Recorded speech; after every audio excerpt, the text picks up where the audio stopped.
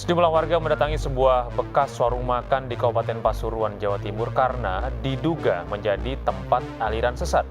Aliran ini mengaku ajarannya hanya bersumber dari Al-Quran dan meragukan hadis.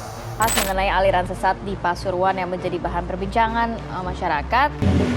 Sementara ini diindikasikan bahwa mereka itu telah melakukan penyimpangan terhadap ajaran Islam. Bahwa yang penting itu adalah Quran. Betul. Tidak perlu penjelasan. Tidak perlu dengan adanya hadis. Iya betul. Sekelompok orang yang diduga menganut aliran sesat di Kabupaten Pasuruan, Jawa Timur membuat resah warga. Kelompok yang berisi 6 orang ini mengaku ajaran mereka hanya bersumber dari Al-Quran dan tidak mempercayai hadis. Mereka bahkan mengklaim mampu berkomunikasi langsung dengan Allah dan tidak mau mengucapkan kalimat syahadat.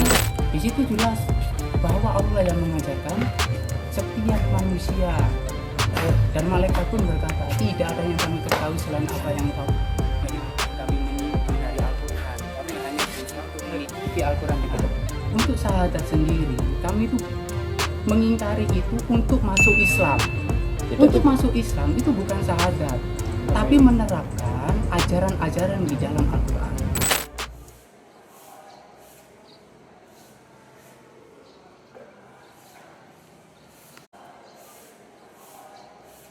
Assalamualaikum warahmatullahi wabarakatuh. Bismillahirrahmanirrahim. Alhamdulillahirrabbilalamin. Assalatu wassalamu ala asrafil anbiya wal mursalin. Sayyidina wa maulana wa habibina Muhammadin wa ala alihi wa sahbihi ajmain. Amma ba'du. Pemirsa Sisma TV yang berbahagia, alhamdulillah bagaimana kabarnya hari ini? Mudah-mudahan semuanya dalam keadaan sehat walafiat. Dan pada kesempatan kali ini, Kalam Mutiara akan hadir mengupas bagaimana munculnya pemikiran-pemikiran menyimpang dalam Islam sendiri, di mana kita ketahui pemirsa Sisma TV yang berbahagia, beberapa minggu kemarin di salah satu kota, yaitu di Pasuruan, ini muncul lagi aliran atau pemahaman Islam yang menyimpang dari syariat-syariat Islam yang telah ditentukan oleh Rasul Muhammad SAW. Nah, pada kesempatan kali ini kita akan mengulik bersama tentang bagaimana latar belakang munculnya pemahaman pemikiran Islam yang menyimpang ini, yang tentunya pemirsa Sisma TV sudah merekam di benaknya bahwa di Indonesia sendiri telah banyak aliran-aliran menyimpang dalam Islam sendiri. Kita kenal ada aliran Lia Eden, kemudian Mirza yang mengaku sebagai nabi, dan banyak lagi aliran-aliran atau pemikiran-pemikiran menyimpang dalam diri Islam sendiri. Nah, bersama Bapak Ustadz Anwar Fatah, MPDI, mari kita kupas bersama sehingga kita akan memahami kenapa terjadi dan bagaimana kita mengantisipasinya, terutama anak didik kita. Selamat menyaksikan.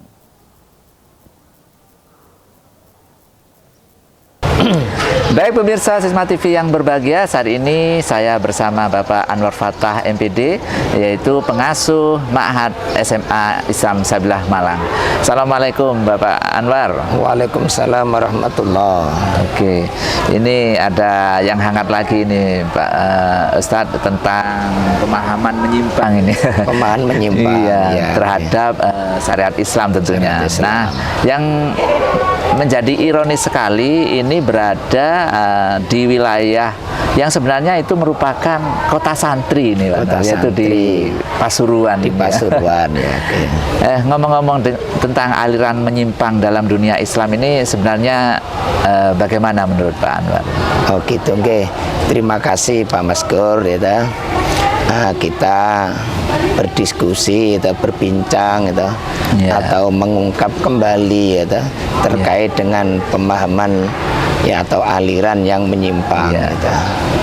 Berbicara tentang aliran atau pemahaman terhadap Islam yang menyimpang, sebenarnya ini bukan kasus baru ya, sudah lama sejak zamannya Nabi Muhammad pun banyak ajaran-ajaran yang menyimpang. Di zaman Nabi sendiri ini ada juga ini, ada Ustaz, juga. ya? Padahal saat itu Nabi langsung yang bertahan.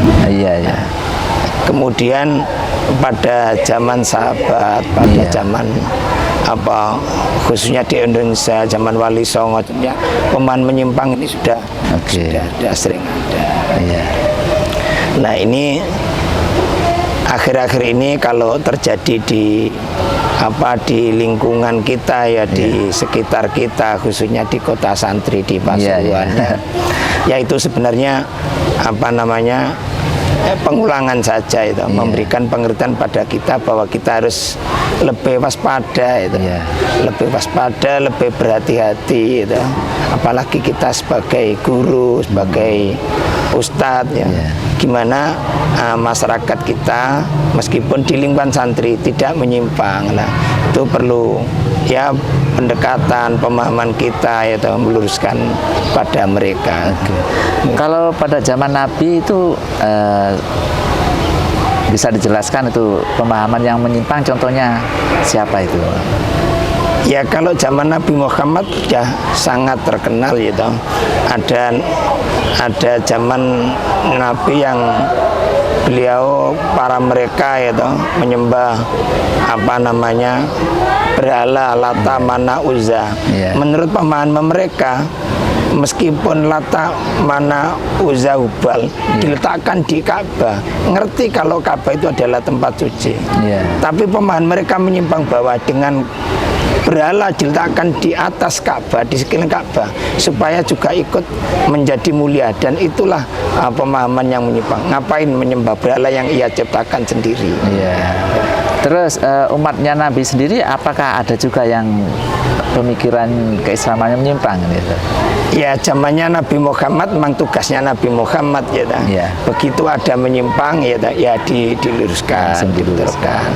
Ya didekati oleh Nabi Muhammad dengan bahasa-bahasa yang santun, yang baik. Meskipun ada satu dua yang juga jauh dari petunjuk beliau, termasuk pamannya sendiri Abu Thalib ya. Meskipun Nabi juga itulah menunjukkan bahwa sebenarnya itu adalah kemenangan Allah SWT. Hidayah dari Allah. Hidayah dari Allah SWT. Terus saya pernah mendengar kalau tentang Musailamah Al-Kadzab itu, Musailamah sendiri ini apakah kafir pada saat itu, apa sudah memeluk Islam itu Pak? Musailamah Al-Kadzab ini dalam sejarah diungkap bahwa karena beliau ingin mempertahankan kedudukannya ya dengan datangnya Nabi Muhammad kepercayaan masyarakat saat itu terkikis pada mereka, maka dia membuatlah pemahaman ulah-ulah, dia membuat hadis-hadis palsu supaya masyarakat ikut pada dia bahwa yang disampaikan adalah merupakan hadis. Jadi ini pada prinsipnya adalah sebenarnya orang Islam yang karena ingin menguasai kekuasaan perpolitikan saat itu, makanya dia menciptakan dan apakah menjadi dan mengaku Nabi juga, supaya mengaku Nabi juga. Kalau dikatakan ini kafir apa tidak, wallahu alam. Tapi menurut pandangan Islam bahwa orang yang mengaku-ngaku Nabi menciptakan hadis-hadis palsu, ya tempatnya di negara fal yatabawwa finnar.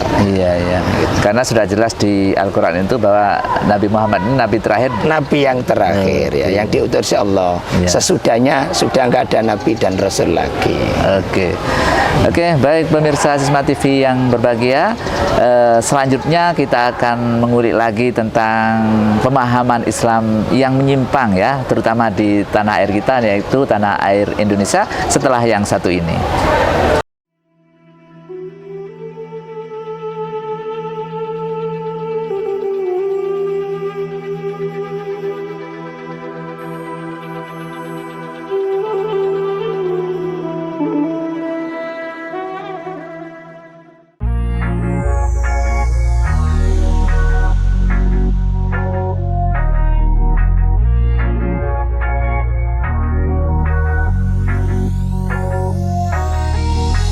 sebanyak 58 siswa SMP Islam Rawson Fikr Jombang didampingi beberapa guru pembimbing pada Selasa 24 Mei 2022 melakukan kegiatan outdoor school visit di SMA Islam Sabillah Malang Boarding School. Kegiatan ini merupakan kegiatan rutin sekolah dalam rangka memberi wacana kepada siswa SMP Islam Rawson Fikr Jombang tentang SMA-SMA unggulan yang ada di wilayah Jawa Timur yang mungkin dijadikan rujukan sekolah setelah lulus nanti. Bapak Lukman SPD MPD selaku Kepala Sekolah SMA Islam Sabillah Malang Boarding School menerima langsung kunjungan ini di Aula SMA Islam Sabillah Malang Boarding School. Dalam sambutannya, beliau menjelaskan tentang kegiatan-kegiatan siswa SMA Islam Sabillah Malang Boarding School, program-program unggulan yang ada, dan tak lupa informasi seputar penerimaan siswa baru sebagaimana yang dikehendaki dari maksud tujuan mereka dalam kegiatan outdoor school visit kali ini. Setelah mengikuti penjelasan dari Kepala Sekolah SMA Islam Sabillah Malang Boarding School, siswa SMP Islam Rawson Fikr melakukan tur sekolah yang didampingi oleh pengurus OSIS. Di antaranya adalah mengunjungi fasilitas kelas pembelajaran, fasilitas gedung Mahat Putri dan Putra, laboratorium pembelajaran, dan Sisma Indoor Swimming Pool. Nama saya Nur Istiqomah, bisa dipanggil Ustazah Ima, Ustazah dari SMP Islam Rawson Fikr Jombang. Sebelumnya saya ucapkan terima kasih untuk SMA Islam Sabillah Malang yang sudah menyambut baik kedatangan kita. Tujuan kedatangan kita tidak lain adalah untuk memberikan pengarahan kepada anak-anak terkait sekolah lanjutan, ya, di mana menurut kita untuk sekolah lanjutan anak-anak itu penting karena nantinya akan menentukan ke depannya bagaimana anak-anak kita di sekolah lanjutannya, ya, seperti itu. Untuk sambutan baik disambut oleh adik-adik OSIS dari SMA Islam Sabillah Malang, terus dari ustadz-ustadznya juga alhamdulillah sudah sangat welcome banget. Ya, saya ucapkan terima kasih. Kami ucapkan terima kasih dari SMP Islam Rawson Fikr Jombang. Terima kasih.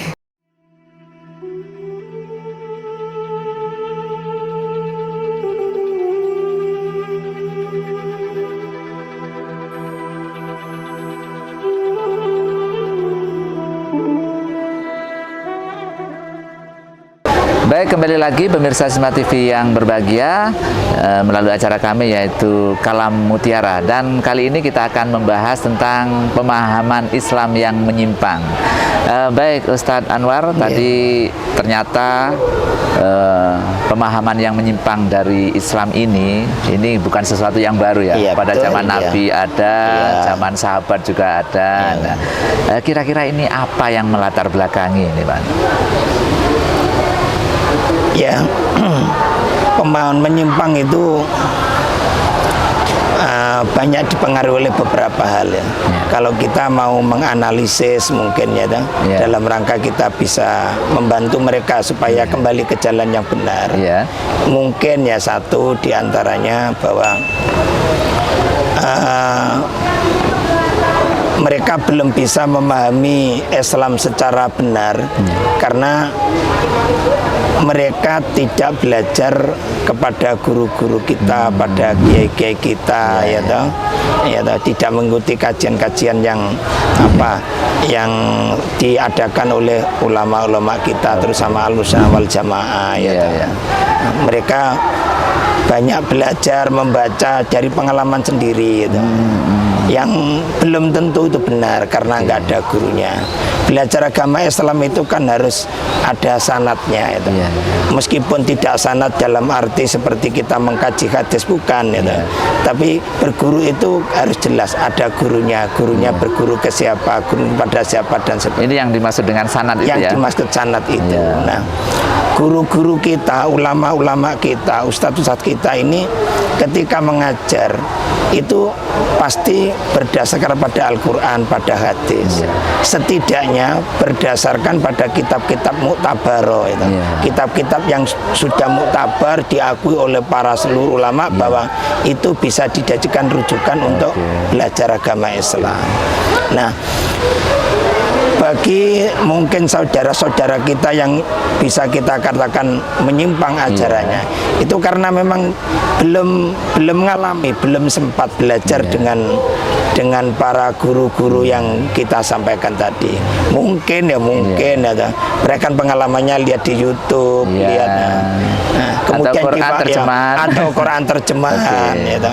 Padahal ya Al-Quran terjemah itu masih perlu penafsiran, perlu.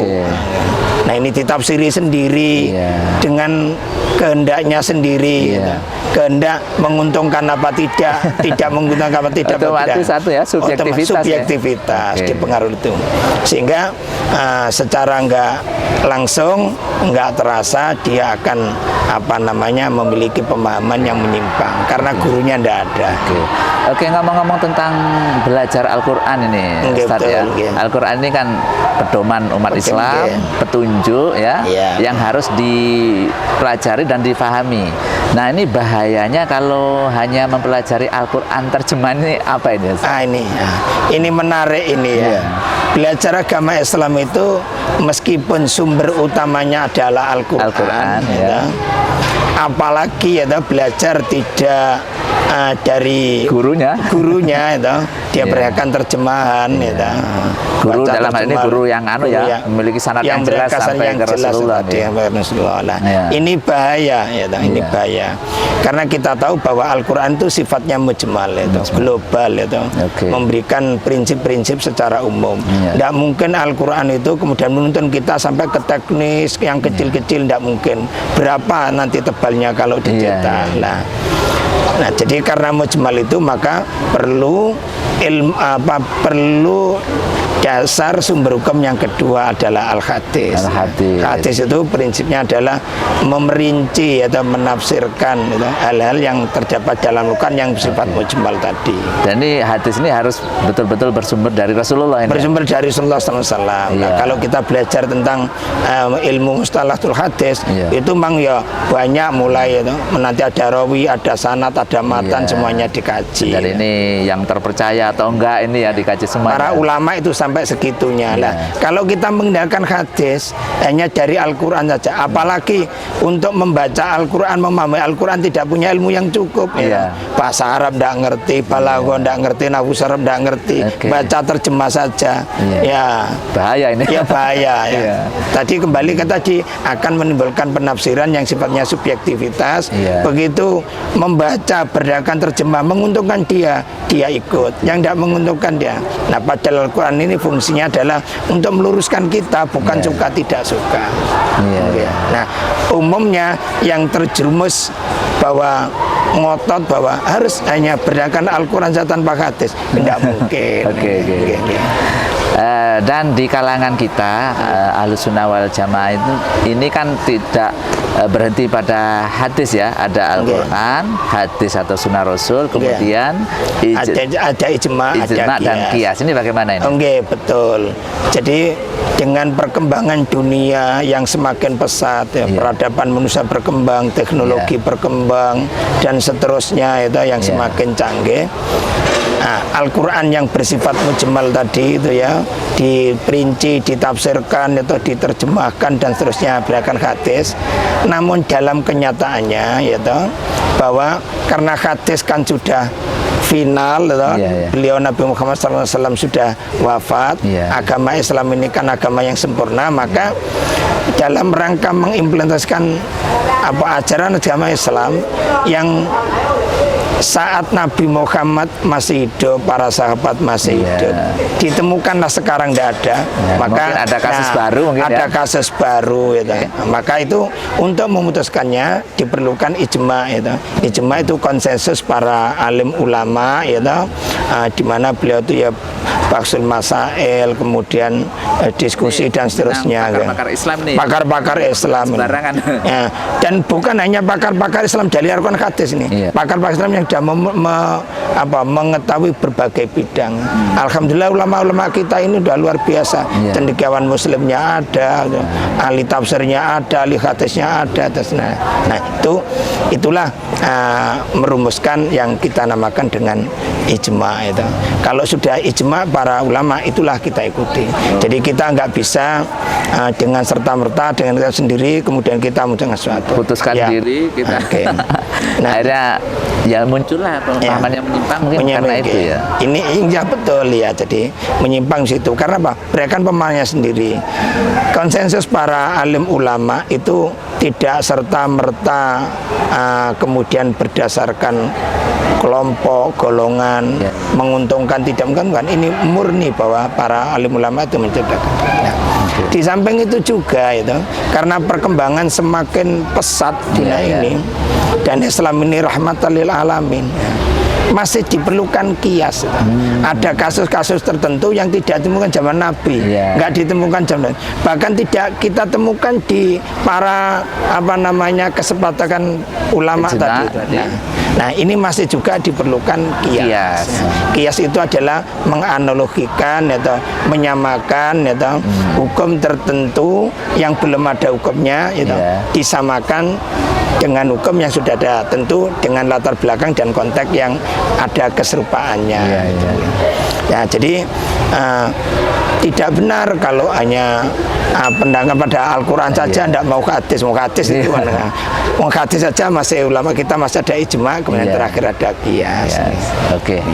Oke, baik Ustadz, itulah pemirsa Sisma TV yang berbahagia. Ternyata ada beberapa hal ya yang mengakibatkan terjadinya pemikiran keislaman yang menyimpang. Di antaranya yang paling utama ini Ustadz adalah pemahaman yang kurang dan step by step dalam memahami Al-Quran yang kurang juga. Baik, jangan kemana-mana, kita akan lanjutkan obrolan kita dengan Ustadz Anwar Fathah setelah yang satu ini.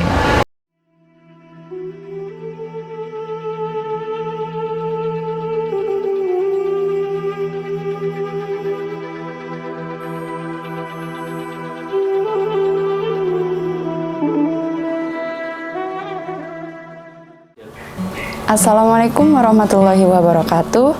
Saya Nadira Ayu Safitri, alumni dari SD, SMP, dan SMA Islam Sabilillah Malang, baru saja menyelesaikan perkuliahan sarjana Desain Komunikasi Visual di Universitas Negeri Malang.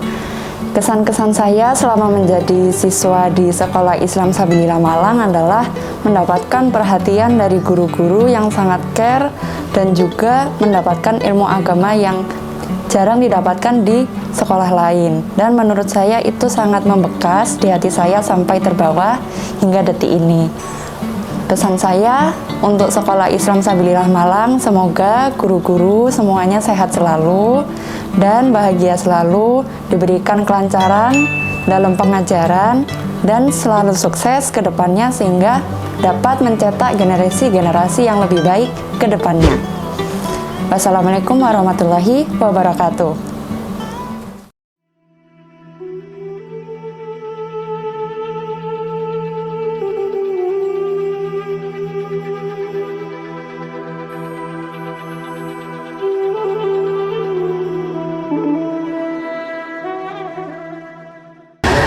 Baik pemirsa Sisma TV yang berbahagia, kembali lagi dengan program kami yaitu Kalam Mutiara.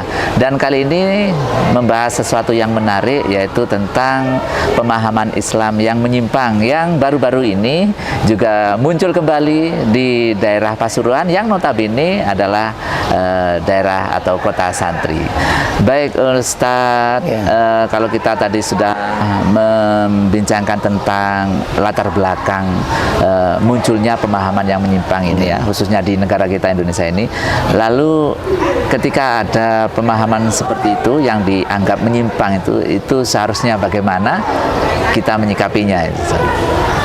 Ya, terima kasih. Ini kita harus bersifat bijak ya, bersikap bijak bahwa kita merendah diri aja ya toh. Bahwa kalau ada orang yang punya pemahaman menyimpang, itu kita introspeksi diri ya toh. Jangan-jangan memang kita sebagai guru, sebagai ustadz, sebagai ulama belum bisa mendekati dia ya toh. Bisa jadi dia jauh dengan kita ya toh. Dia nggak mendapatkan informasi, nggak mendapatkan dakwah, nggak mendapatkan pemahaman dari kita, sehingga dia memahami sesuai dengan apa namanya pemahamannya sendiri. Nah, itu yang pertama. Yang kedua, rata-rata mereka yang memiliki pemahaman menyimpang itu karena dia tidak memiliki pemahaman bahwa kalau tidak ngerti itu tidak mau bertanya pada yang ahlinya gitu ya. Dalam Al-Quran disampaikan fas'alu ala dzikri in kuntum la ta'lamun. Jika kamu itu tidak ngerti tentang sesuatu, termasuk tentang pemahaman Islam gini, maka tanyalah pada ahlinya, pada yang ngerti lah. Jangan langsung tanya sama Allah ya. Jangan yang di Pasuruan ini langsung gurunya Allah gitu. Langsung gurunya Allah enggak. Ke Allah itu minta petunjuk. Bukan apa namanya, bukan mengaku bahwa itu guru ya. Jadi memang ada proses tahapannya bahwa kita Islam itu benar. Ya belajar, bertanya pada yang ngerti, sambil memohon petunjuk pada Allah. Jangan kemudian saya belajar sendiri, guru saya dengan Allah. Wah, itu terlalu jauh lagi. Itu bukan nabi, bukan rasul. Sudah nggak ada nabi, nggak ada rasul. Terus? Nah, oleh karena itu maka kalau sudah terjadi seperti itu, ya kita dekati ya. Jangan kita hujat, apalagi kita hakimi, jangan. Kita bantu mereka supaya kembali ke jalan yang benar. Diajak dialog gitu, diajak dialog diajak dialog, diajak diskusi, diberi pemahaman. Itu pun harus dengan bil mau'izatil hasanah, dengan kalimat-kalimat kata-kata yang baik. Nggak usah dihujat, orang sudah terjerumus kok dihujat, malah nggak mau kembali ke kita lagi. Jadi kalau kita ikuti kasus yang di Pasuruan ini langkahnya sudah tepat ini Ustadz ya. Dan didatangi, ditanya dulu, baru nanti diajak diskusi. Dan alhamdulillah ini ternyata kembali. Nah ini alhamdulillah kita sangat mengapresiasi pada beliau ulama kita yang ada di Pasuruan kalau ada umatnya, sebut umatnya gitu ya, yang menyimpang bukan malah dihujat, dianalisis, diajak diskusi gitu ya, didatangi, didoakan bisa jadi juga supaya kembali ke jalan yang benar. Karena semuanya itu yang menentukan hidayah Allah Subhanahu wa Ta'ala. Kita itu hanya mengajak dengan cara yang baik, menalarkan supaya mereka punya yang baik gitu.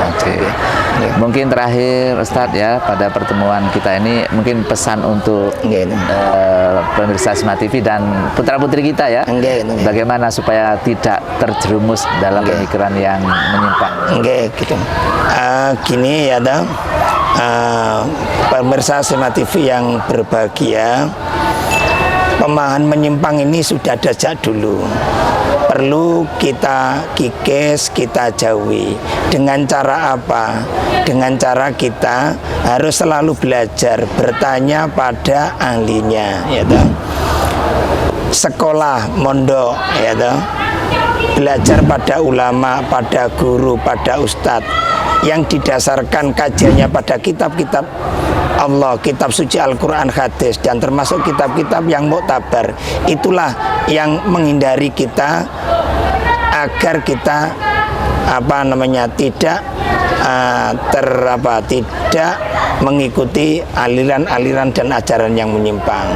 Saya kira jadikan guru kita, ulama-ulama kita, kiai-kiai kita sebagai panutan. Insya Allah kita terhindar dari ajaran yang menyimpang. Ajaran menyimpang itu terjadi karena dia belajar sendiri, yang tidak cukup ilmunya, berpahaman bahwa dasar hanya Al-Quran, hadis bukan termasuk dasar hukum Islam. Nah, itu memang namanya ajarannya inkarus sunnah harus. Jadi supaya kita mendapatkan petunjuk dan benar, dekati ulama, dekati kiai, guru-guru kita, ya toh. Dengan berbagai kajian kitab yang sudah mutabar, insya Allah kita mendapatkan petunjuk yang benar. Nggih, begitu Pak Askur. Oke, terima kasih Ustadz atas pemahamannya. Dan pemirsa Sisma TV yang berbahagia, demikian tadi bincang-bincang kita dengan Ustadz Anwar Fatah, MPD, yaitu pengasuh Ma'had SMA Islam Sabilillah Malang.